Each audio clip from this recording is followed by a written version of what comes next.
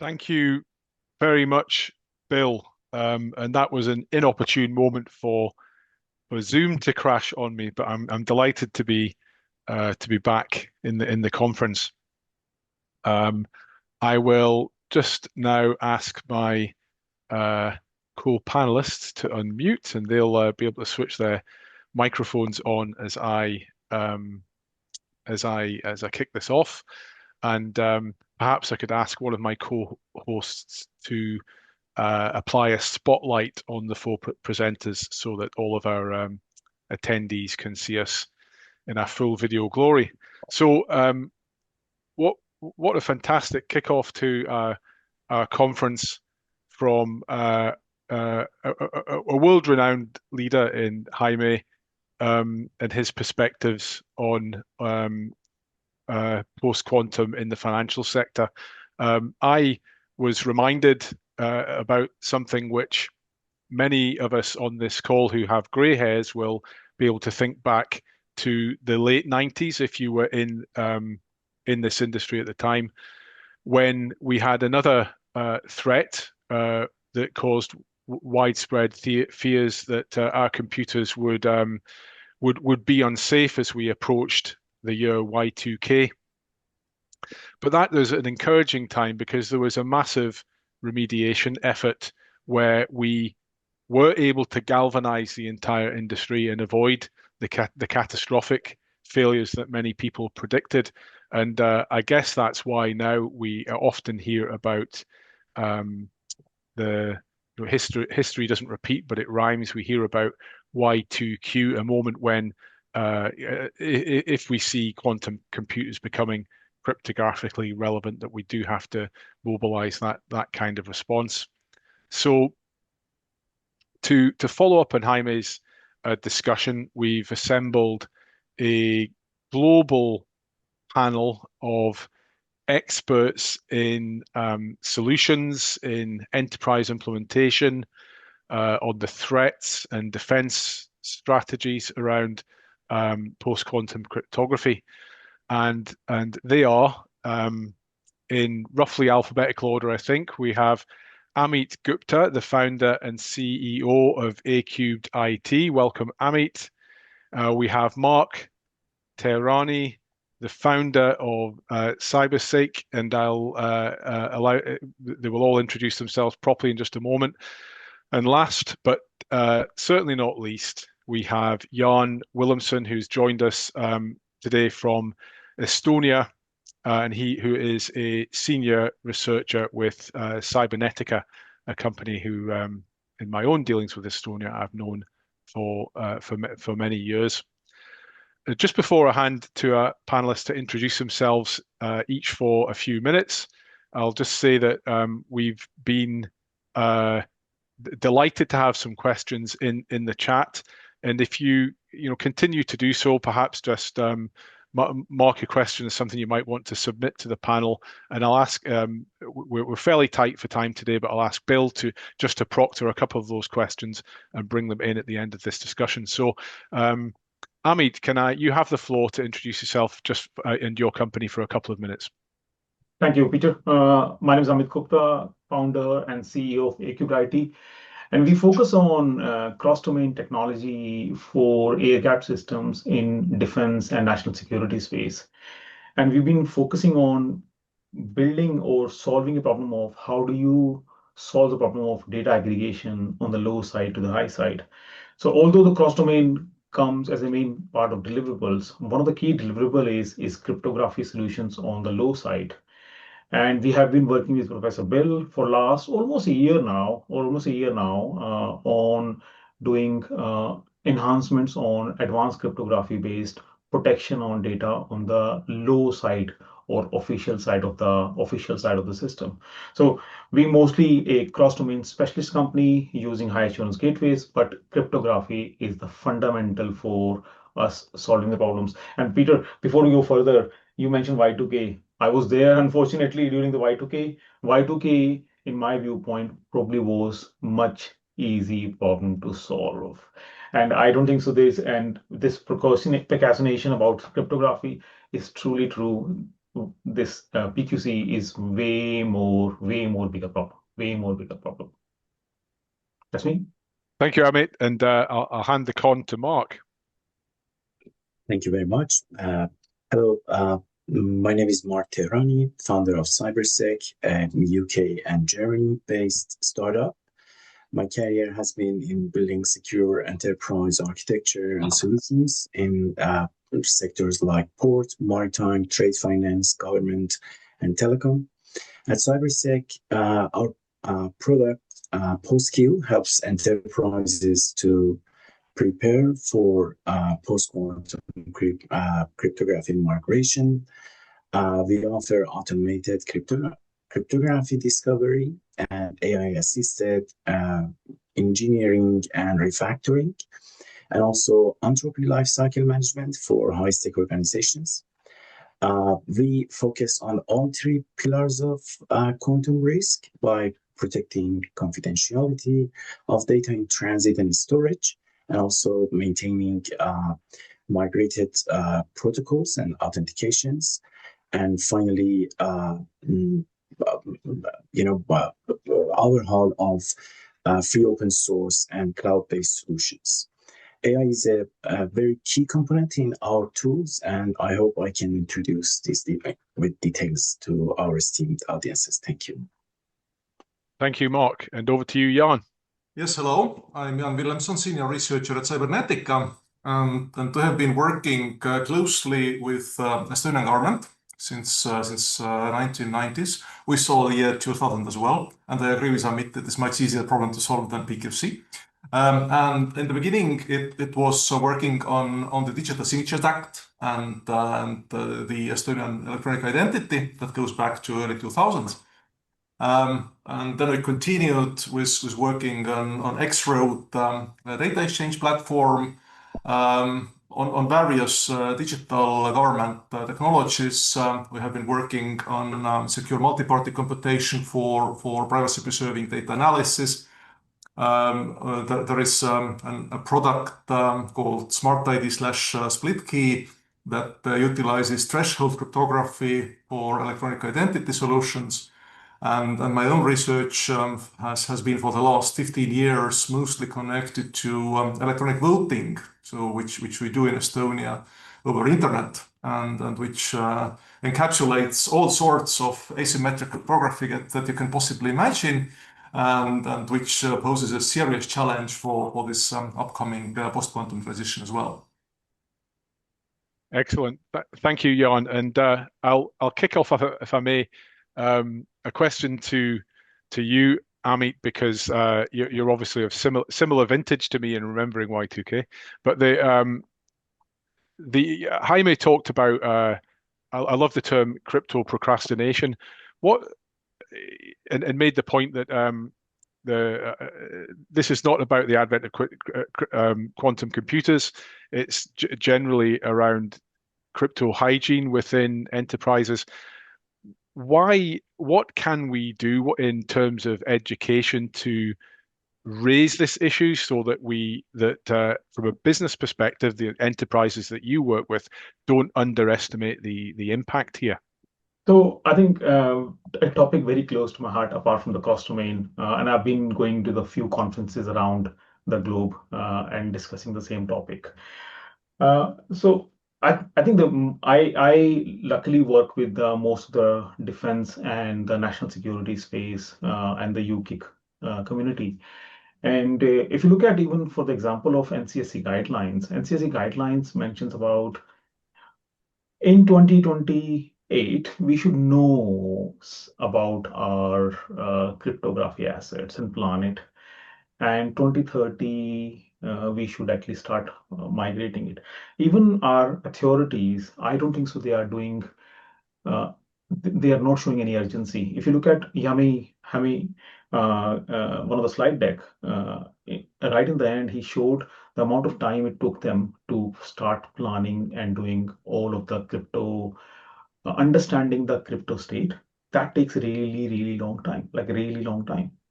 And I don't think so there is a acknowledgement across the industry in the public sector, specifically in defense and national security, that there is any urgency for this. The second, I think that's probably the main topic. I still think there's no urgency, and I've been also advocating with the NCS. So what can we do to solve this problem? I can only discuss about the CNI, defense, and national security space. UK government and NCSC runs two different programs. One called, and that's a basically yearly audit. One called NCSC CAF, which every CNI is supposed to respond every single year. And then you have GovAssure, which is basically every single government department has to ensure update all the risks they have and current state of the overall security, cybersecurity, but not the crypto specific. I've been advocating with the right stakeholder in the NCSC and also in the cabinet office, GovAssure team, that we should be asking those questions. So it means the CNI, it means covers all the organizations, including BP and everybody else. They can actually start thinking the questions. Currently, the only thing which available from NCSC is the guidelines. Yeah. We need to do more than that. We need to actually ask them the questions. Tell me what your current state is and what's your plan is. Until we raise that question, like Bank of Israel has said, you have to let us know your plan. And I think that's where the state we need to go. Rather than just saying you should have a plan, we need to ask the question, tell us the plan. Tell us the plan every year, end of 2025, end of 2026, end of 2027. Do you have the plan ready? And I think until that happens, I don't think so acknowledgement going to happen. Yeah.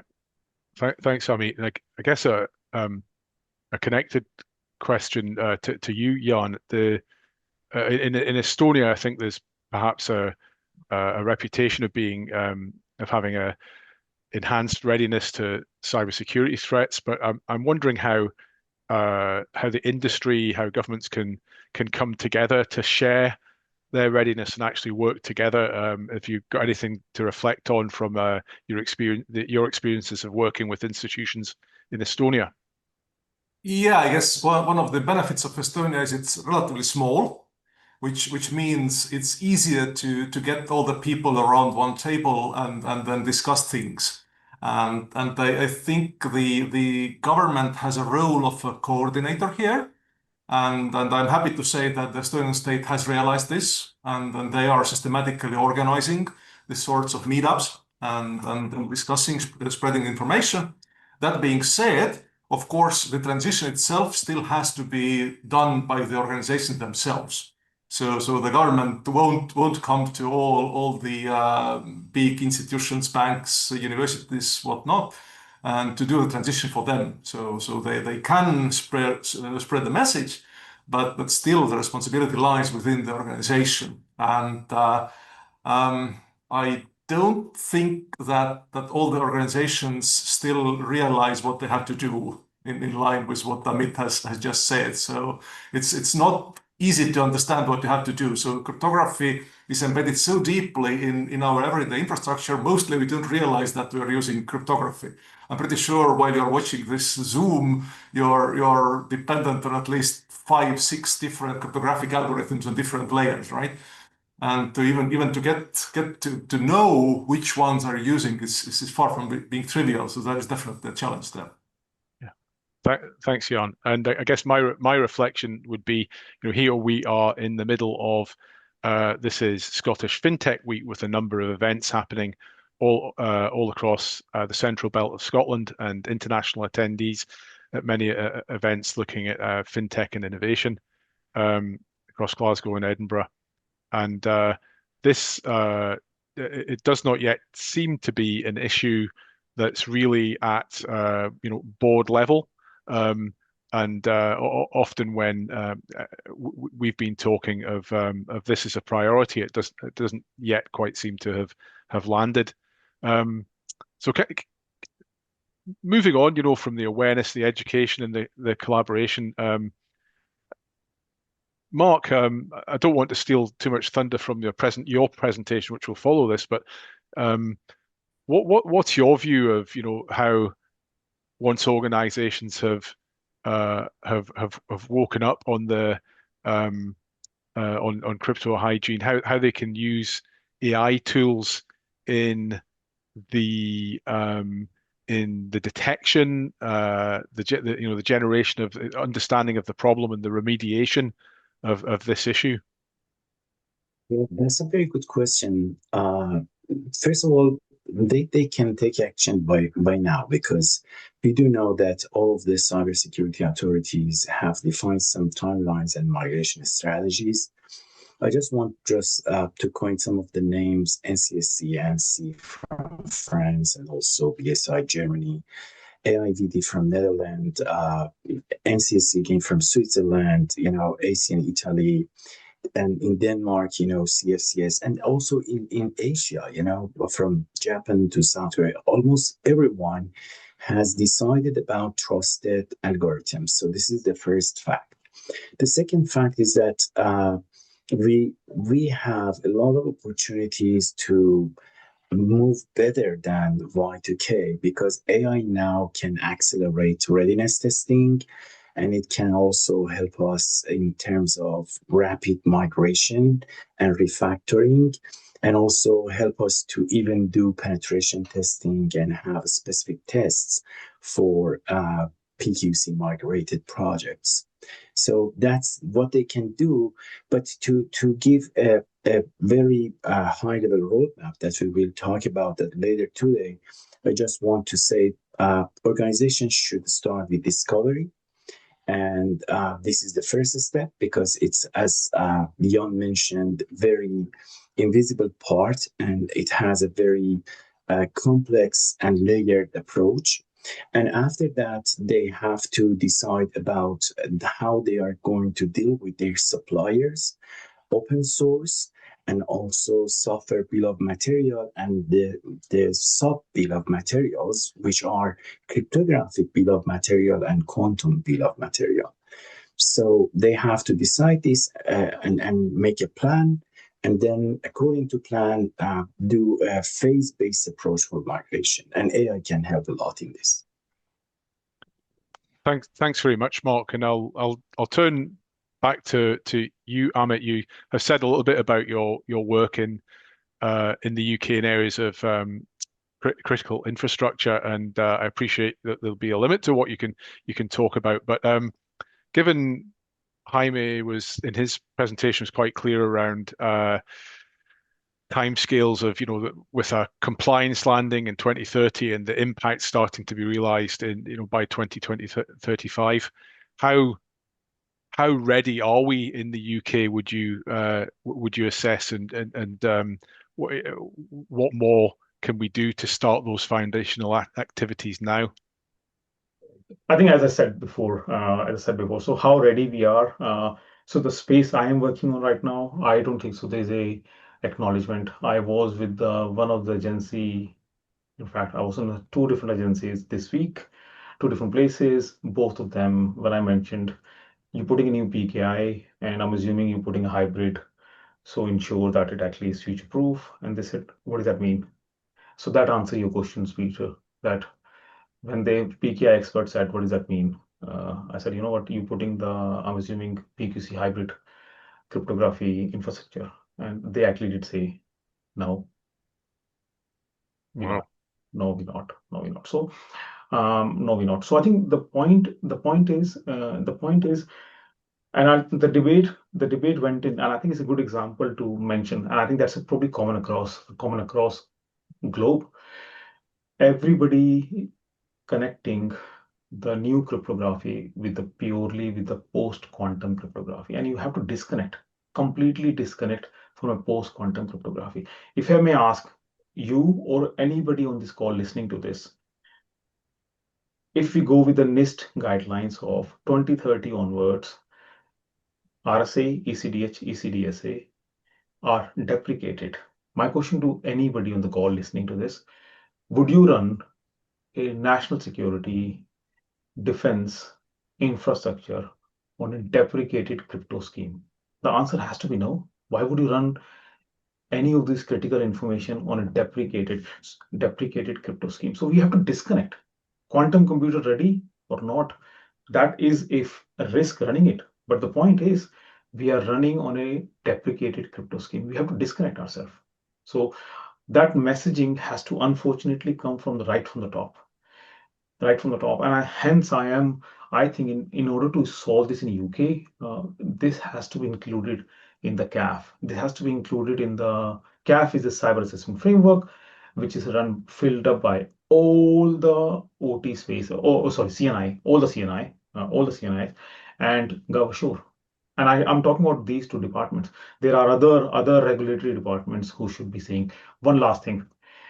People are ignoring that they have to come when some of the department and industry has to comply with the EU, US, and everything. Now, if EU has a guidelines that you have to use the current cryptography or the whatever the cryptography EU is saying, in order for you to comply, you have to migrate. You have to migrate. So I think these compliance and regulators probably need to start working together more in order to solve this problem, I think. Thanks very much, Amit. Now, I was intrigued by something Jan said in his introduction. You mentioned, Jan, that in Estonia, Cybernetica in particular have been involved in adoption of more advanced forms of cryptography in some of the applications that you mentioned, in digital signatures and secure electronic voting, which I know Cybernetica are involved with.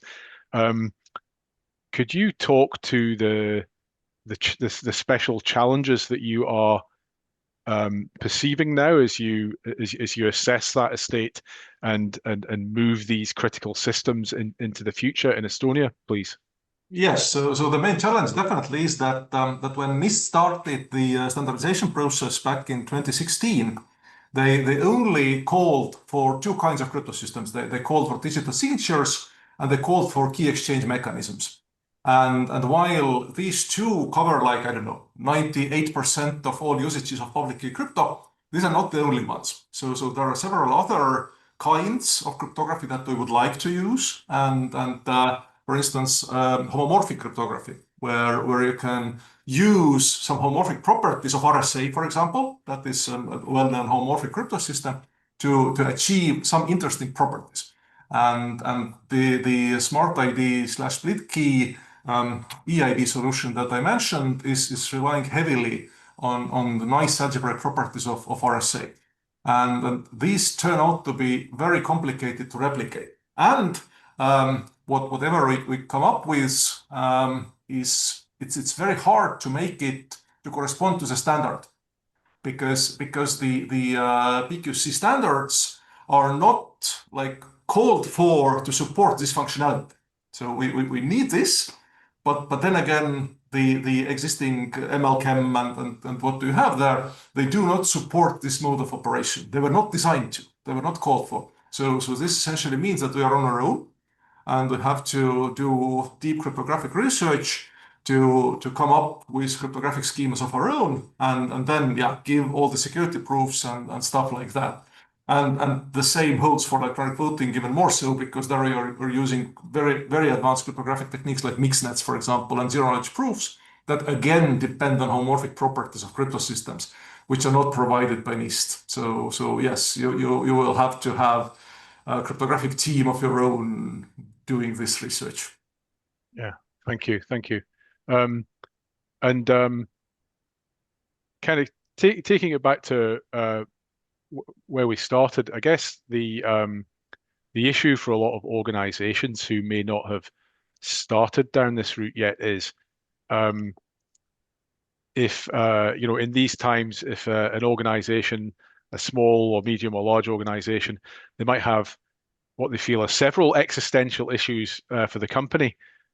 So the challenge is always to raise the priority and to fund challenges like these. We've discussed that perhaps it's not perceived yet at the board level. So I guess a question to which I'll put to Amit and to Mark. How do we actually start this process and get it up the priority list and help the stakeholders who can actually make decisions to increase this as to bring it to as a higher priority for organizations. How can we make that happen? What are your bright ideas on that? But perhaps you first of all, Amit. So I think my take on this is again more of a regulatory enforcement. If we only give the guidelines is normally bound to be avoided or ignored. Guidelines are guidelines. So we have to have a regulatory enforcement. Regulatory enforcement will enforce, and I'm saying it practically because I am quite closely working with both of those regulatories to mention how do we enforce this into the regulatory itself. How do we enforce this in the regulatory? And it's just more sessions with those people. So the both organizations, when I spoke to them this week, both have now I have follow-up meetings with their seniors to discuss, hang on, pause, this need. So I think it's more of a regulatory enforcement, more of a regulatory enforcement. That's what I think is otherwise is not going to move. Otherwise, not going to move. Thanks. And Mark, any bright ideas to get this higher up the priority list? I would say, first of all, I do agree with Amit. However, we have to also recognize that CISOs have, a huge list of to-do tasks, and they have pressing priorities like ransomwares, like cloud misconfigurations, like regulatory audits. So PQC will not move forward, as Amit mentioned, unless we have compliance frameworks that are demanding and we have beyond the recommendation and we have a very clear mandate. So standards also like ISO, SOC, and also sector-specific standards can help. And we have to see that we have to bring the awareness at the level that governance level or board level people accept that it's a sustainability problem, it's a systematic and a strategic risk, and it should be considered as a governance requirement. We don't want, because this will end up to systematic data breaches. And we don't want to see a lot of bankruptcies or scandals related to data breaches and these kind of things. So this could be a combination of awareness for high-level decision makers and those who can release budgets and resources, and also demanding from the compliance side. Thanks very much, Mark. And I promised to leave a couple of minutes towards the end of our panel for questions that have come in from the audience. Now, I haven't been keeping an eye on the chat, but I believe at this point we might hear a disembodied voice from Bill. Oh, even a video from Bill. Bill, what have we got coming through from the chat? There is so many. It's really difficult for us to find the best, but one from a financial perspective, have you considered the possible risks related to harvest now, decrypt later?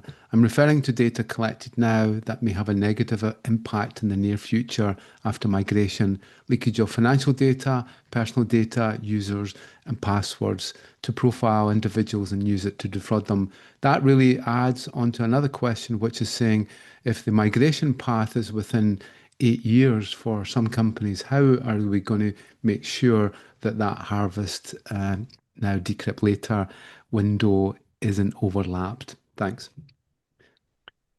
Thanks, Bill. Now, who would like? I see the brightest smile is coming from Jan. So, Jan, would you like to tackle that question?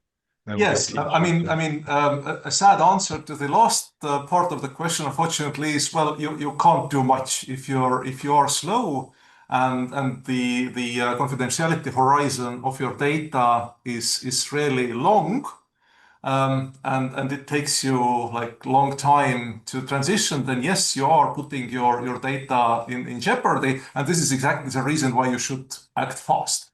That being said, what I also wanted to say is that this confidentiality of data is one aspect of data security. There are others.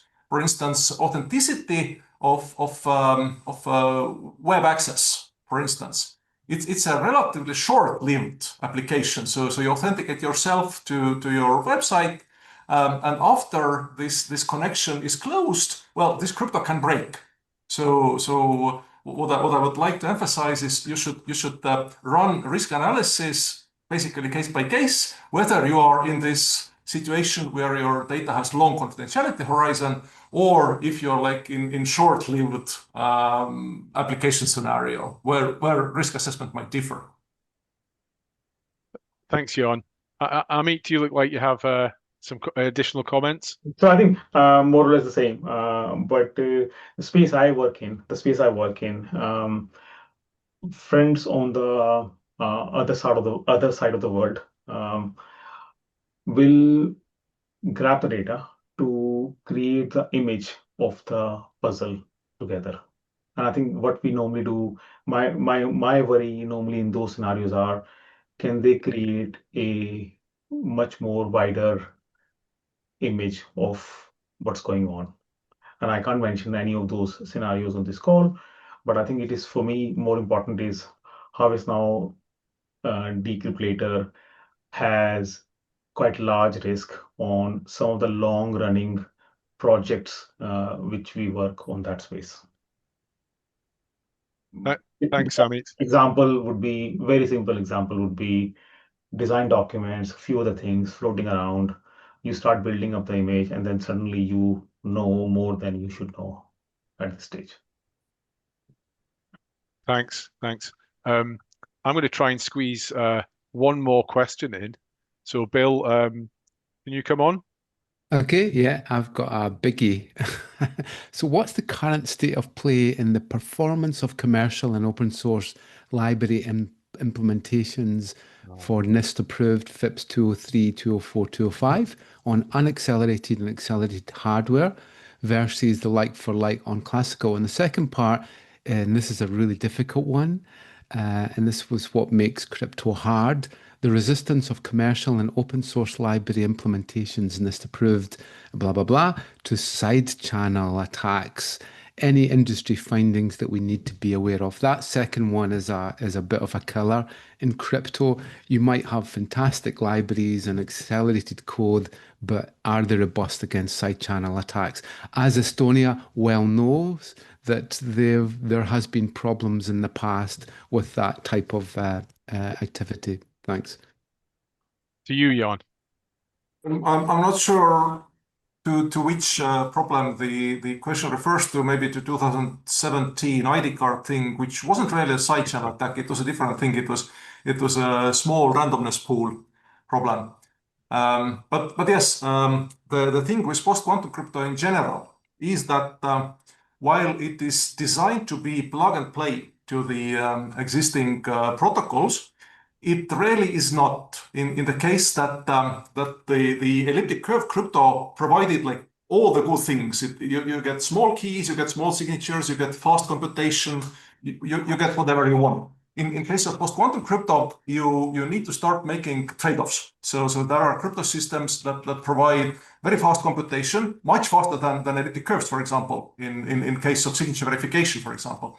But then you get very big keys. So I'm talking about the code-based crypto systems, for example, or the multivariate crypto systems. So you again need to start working through the specific properties of your application and to see which trade-offs you can do and which ones you can't. That being said, of course, side channels are very well known in the cryptographic community, and the libraries are being developed knowing that this might be a problem. So I can't tell you specific numbers from the top of my head, but this is definitely on the agenda for the developers. Thank you very much, Jan. And I am just seeing the clock on the side of my screen. So I think we will call the panel complete at that point. For our audience, please feel free to show your appreciation with the react button in the form of clapped hands if you've enjoyed that panel. And at this point, I will ask Mark to stay on because he's about to give us another presentation. And thank you, Jan and Amit, for being friends of the Digital Trust Centre of Excellence, and thanks for your participation in the panel today. And thanks for for that. Thank you very much.